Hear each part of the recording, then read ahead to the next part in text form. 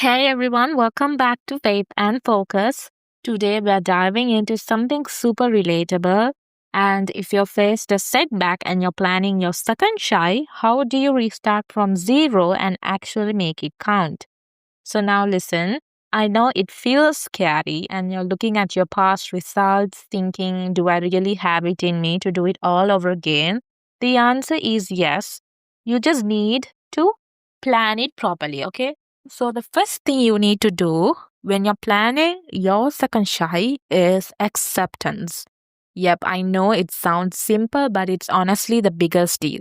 And here's what I want you to do. Go grab a piece of paper, like not your phone, an actual paper. Take that paper and write down every single mistake that you think caused your first attempt to not go the way you wanted. And I don't want, I don't mean just a vague answer, like I didn't work hard enough. No, no, no. Be honest, like be detailed and exaggerate it in your mind. You have to make it real, okay? So exaggerate it and feel like what might have gone wrong. For example, you could write, whenever I had a chance to practice papers, I skipped them thinking it wasn't a big deal. I could have worked harder and not sacrificed for some random fun. Or I was binge watching YouTube for a longer time than I'm supposed to.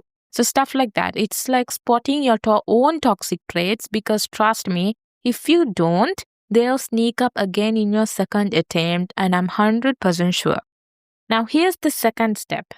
Next to each mistake, write one actionable step to fix it. Don't make it vague. Like if you wrote, I didn't study for long enough, your actionable step could be start studying for at least 2 hours every day and slowly increase it weekly. Simple, clear, and doable. And also remember, guys, the amount of hours you are committing to studying can be, okay, and surely is directly proportional to your results, okay? But I will not push the toxicity on 18 hours, 20 hours. No, I'm not going to do that. Doing that like once a week or, like 5 times a month, I think that is more healthy option because you push to the intensity but you might like not all the time come to that acceptable, like your exceptional level. It won't happen. And when it doesn't happen, you will fall back mentally. So I'm not going to do that. A healthy way is plus 12 hours. Students do for 16 hours, but plus 12 hours is great. 12 hours, 14 hours are really great. So try to, 12 hours of focus study is enough. Okay, people say for 14 or 16 because of, distraction, but 12 hours of focused every single day is more than enough. I personally aimed for 20 hours, but I mostly achieved more than 12 hours. But my maximum was maybe once or twice I will hit an 18, but my maximum will be often 14, 15. Okay? So, but my everyday will be definitely above 12 hours. One thing to remember when you restart, the first few days or weeks might feel like a drop, okay? So your brain's like, wait, now we're doing this all again. And that's normal, but don't let it make you fail. Quickly boost yourself back up and have a routine and don't be too hard on yourself. Because if you do not back up right now, if you give like a 1 month holiday, then it will turn into a 2 month. Then, you will start waiting until your results come and then start studying. I'm really sorry, it's too late. Okay, so you should fix it right now. And this brings me to the third point. You cannot go anywhere without a plan. Seriously, like no plan equals to chaos. Now make it realistic, make it slow, and don't think you need to do 18 hours a day. You're starting from zero. Okay, you're not trying to be a robot. Build up gradually and incorporate things you love doing. If your days are only study and stress, you'll burn out faster than you can say exam panic. And finally, here's the tip. I wish I knew earlier. Study both your weak and the strong topics right now. But focus more on the things you can actually ace. Okay, now this might sound weird because don't get stuck on a topic that's not clicking right now. Master what you can master and then slowly tackle the rest. Progress is progress, no matter how small. For example, for me, two topics, light and electricity. Light is a topic I never got. Okay, light is a topic that never clicked me. I always found it so difficult. Okay, I studied in all my attempts, it didn't work. But electricity, in my first attempt, I didn't understand at all. But in my second attempt, it was my easiest. So, same way, because don't think like first attempt for electricity, I purchased so much recordings trying to learn from differences. It didn't work out. But in the second attempt, naturally, I got the hook of electricity. So the same way. So I would say is don't lose your strong topics because they say not to fix your weaknesses. Okay. For example, if light was so bad on me and me spending time on it for a long time is like such a waste of time. If I have my other topics in a medium level, all your good topics should be in the excellent level. Okay. Now remember, this is your second attempt, not a punishment. Okay, you're smarter and you know what works and what doesn't work. And now it's time to play the game like you got experience on your side. All right, now let's talk about classes, like what to attend and how to find the right teachers and how to make it for your second attempt. And before anyone asks, I'm not promoting anyone, I just want to help you figure out what's suitable for you. Here's the thing. Sometimes it's learning and not learning process. I remember back when I was a secondary student, I only continued physics. Okay, like the same physics in my first attempt and my second attempt. All the teachers I left. And honestly, that was like one of the best decisions I made. And why? Because when I moved to the next teachers, I realized how much information I had actually been missing. And it was like leveling up instantly. So here's the advice. Experiment, but be smart. I know your time is limited, so don't waste it on trial and error forever. Look into teachers and, try your teachers, okay? But listen to reviews. But here's the key. Don't let the negativity scare you. Some students will talk badly about a particular teacher, and that's fine to consider. But just because the teacher has, how do I say, didn't work for a particular child, doesn't mean that teacher doesn't work for you. You get it? So this teacher-student concept in high level is very personal, okay? Because the teacher I will recommend will not work for you, and that's completely fine. So it's just, it's more kind of something that you have to go forward with your sense and what you are feeling and try the teachers. And if that teacher doesn't give you, in the first class itself of a particular teacher, you will realize, okay, I'm going to continue. Okay, if you have doubts and, go for a second class, but if that doesn't work, you better leave. Okay. Because there is no time to waste. You have 8 months more, okay? And there are so many teachers out there. Don't follow teachers based on their crowd. Just go ahead and try and see how it works. Okay, and do not go following your teachers depending on your friends. I feel like that was my biggest mistake. Go open, ask your seniors from who did they learn, and then try those classes, okay? Because I went following my friends and it was the worst decision ever. Try, because your friends might be learning well, but that doesn't mean that that teacher is meant for you. Okay, so try experimenting like maybe for a month, but settle.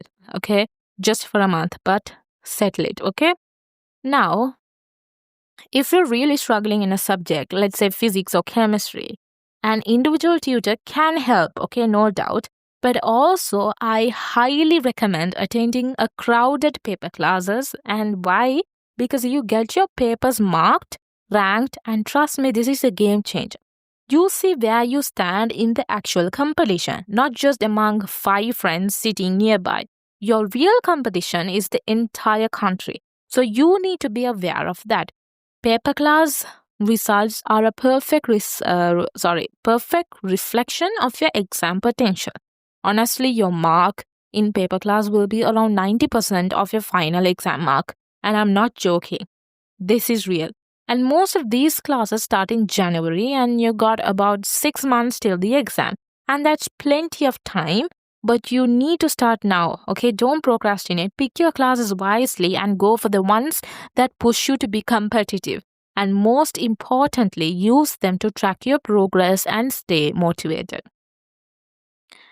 So, yeah, that's it for the classes and teachers. But I would also like to add one thing. In January, you can see teachers will start two types of papers: full syllabus papers, and there will be like the whole syllabus will be tested, and there will be like papers with a particular section only separated.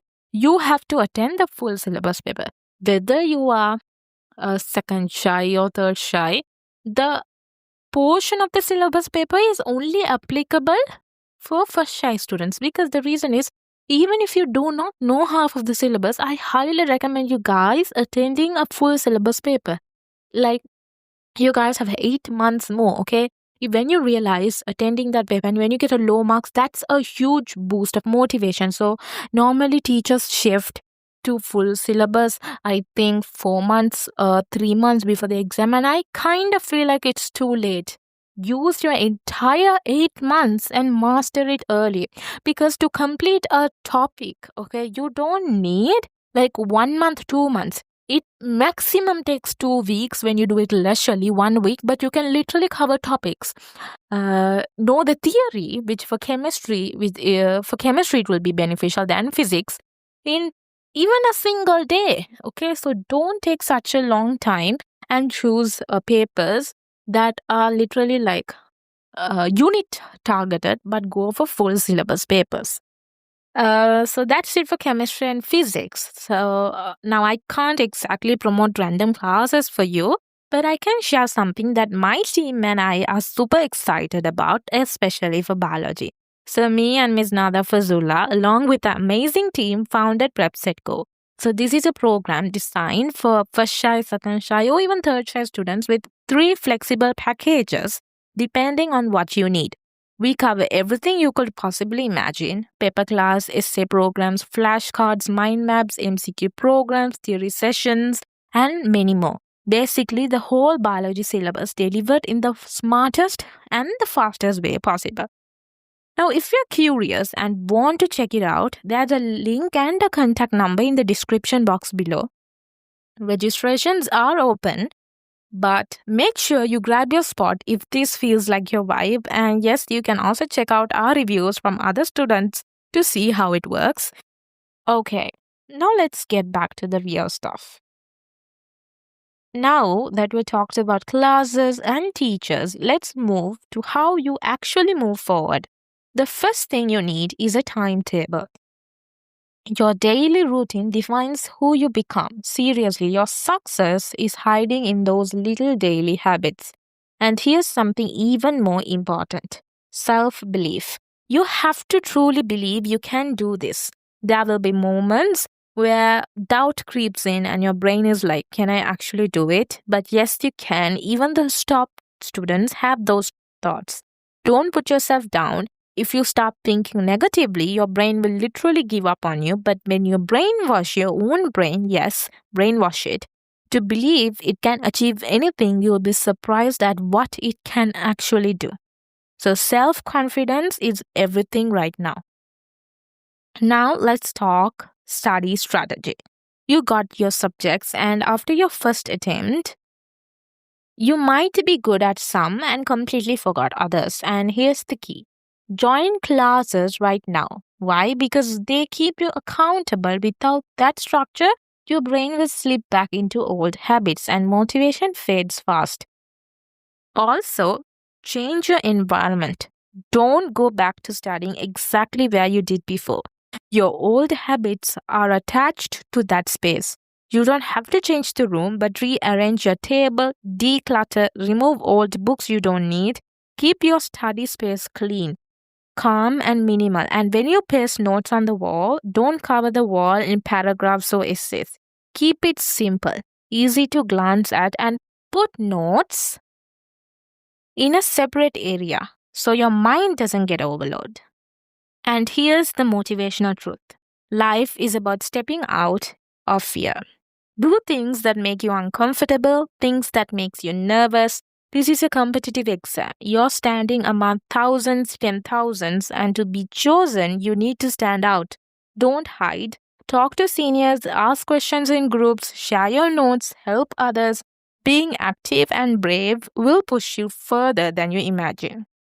Finally, remember, don't put yourself down. You are learning, you are improving, and every step forward counts. Be brave, be disciplined, and trust yourself. All right, moving forward, let's get real for a moment. You probably heard people say work harder, push more, grind. I'm not going to just repeat that. Instead, let's talk about why this year really matters. If you're asking yourself, is this 1 year really that important? The answer is yes. Don't think of it as a wasted time or wasted money. This is an investment in your future. And every bit of effort you put in now is planting seeds for the life you want later. Here's the truth. So many students have done this before. They restarted, faced doubts, and still gone on to success. And the same is possible for you.